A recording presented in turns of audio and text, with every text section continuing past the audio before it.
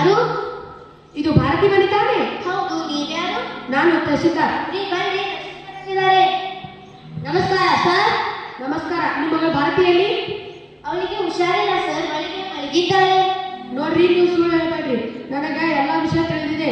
ಅವಳು 2 ದಿನದಿಂದ ಉಪವಾಸ ಮಾಡೋದು ತಿಳಿತು. ಅವಳನ್ನ ಕರ್ಕೊಂಡ್ ಬನ್ನಿ.